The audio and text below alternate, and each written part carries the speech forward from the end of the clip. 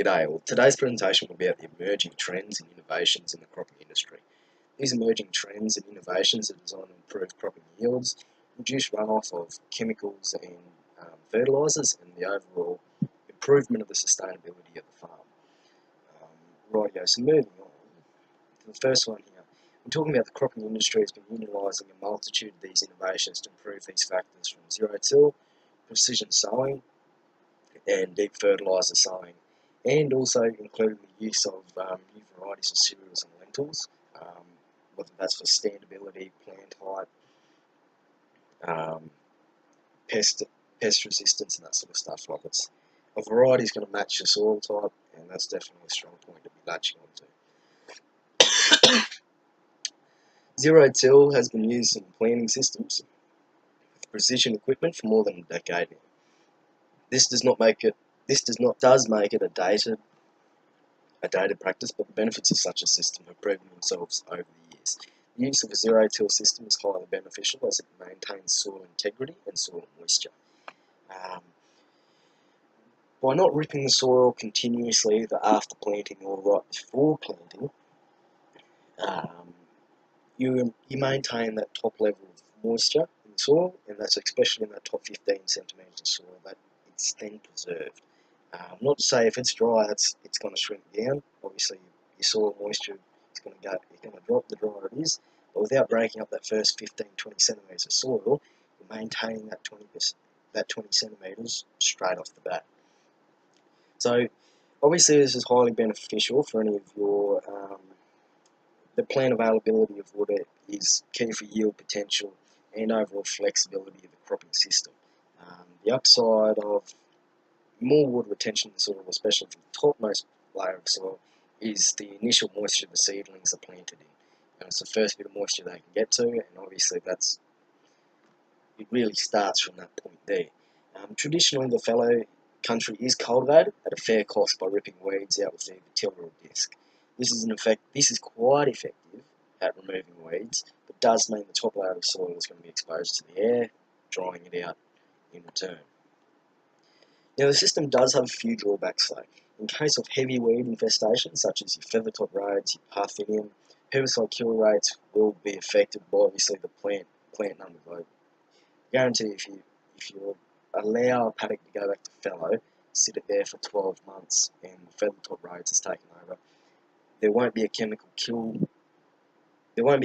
out there that you can spray on it that will completely wipe that out and allow it to go ready straight for planting. You will need to cultivate that.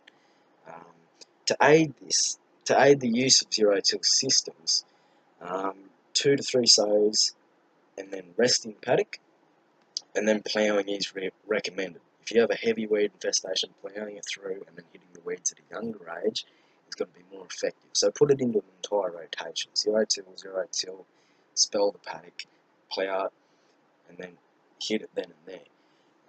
And that's probably going to be the best way to use this system is to integrate and allow either it's an 18 to 24 month system that allows a zero-till practice to be used, and then if there's a big weed bank building up, or if there's a fair bit of stubble that needs to be put back into the soil, that's obviously a benefit here. So it allows all your organic material on the surface is allowed to be cycled back through the soil.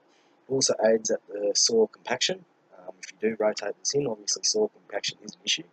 So zero-till systems are fine, but when soil compaction builds up, you start to have a few issues in those areas. So definitely ripping the country after a bit does benefit this. So a close plan of action of implementing both practices into a rotation will significantly benefit the business and its yielding capabilities and sustainability in this practice.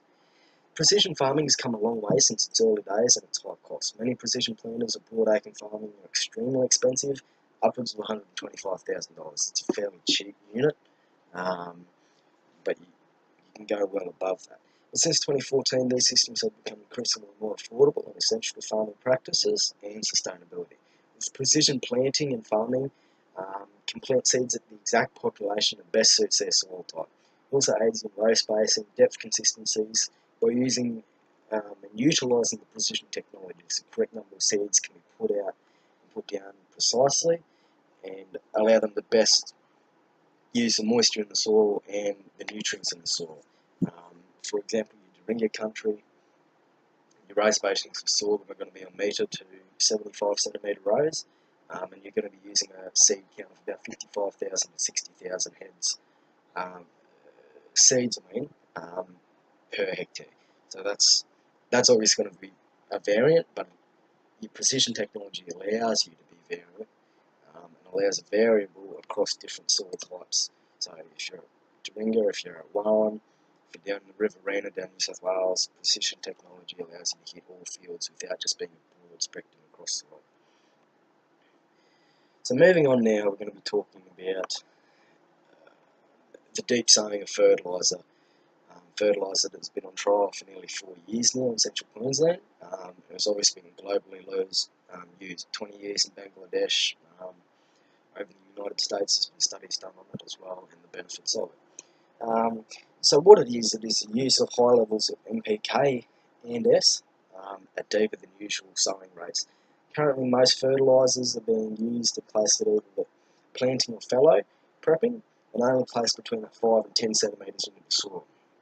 This is beneficial if the water level is available to that, but obviously if you get rain, your dry land system, if you've got rain, it's dried off, the seed roots, the plant roots, sorry, they're going to go down, they're not going to hit that top level. So that's the issue. The issue of dry land farming is the root system basically for cereals and lentils follows the soil moisture further down. And yeah, that basically means the beneficial fertilisers, NPK that's on the surface there cannot be reached and it doesn't get used, it's wasted. So when you're talking about the deep sowing trials that are taking place at Warren in central Queensland, they're showing yield increases in both sorghum, mung beans and wheat. The deep sowing fertilisers in these use mainly in the phosphorus deficient soils, and it's beneficial, but it is also noted this only occurs in dry seasons. You'll see a yield increase compared to a previous dry season before this trial was done. This is because obviously in your wetter seasons your roots can access that top 10 to 15 centimetres of soil that's usually got your NPK in it, and obviously if they can reach that, you don't see a great deal of difference yield wise, but the deep sowing does find out that in the dry years you can reach it. So that's a really good emerging trend that's coming in and being practiced, especially in the Warren district where phosphorus deficiencies are quite present. The last two trials were conducted in relatively wet years where yields for mung bean and sorghum didn't greatly increase in the trial and non-trial zones 4 years before that. This is obviously because the root system had access to the topsoil nutrients. We've discussed that. The need for this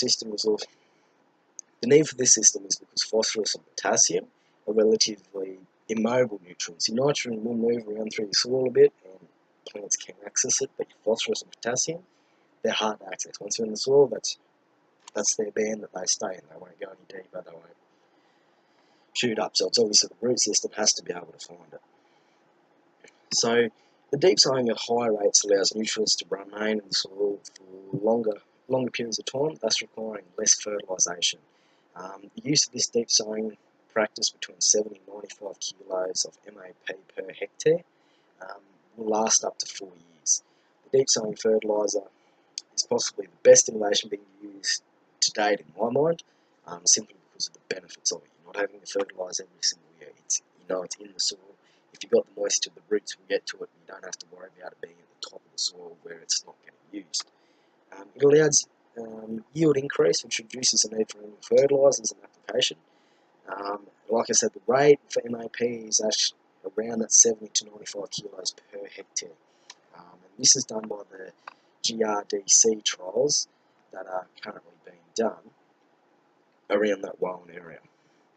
But it's also very dependent on the varieties of the grain that's being used. So as you'll see in this table below, it'll talk about the protein yield, kilograms per hectare, and obviously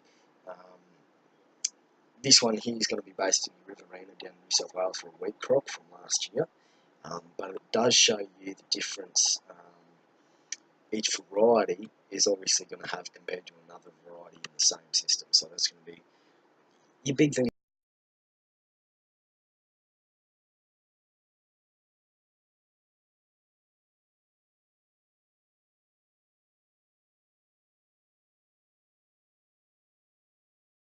Is going to be standability, yield capability of that variety, and how it uses the nutrients in the soil that it can reach.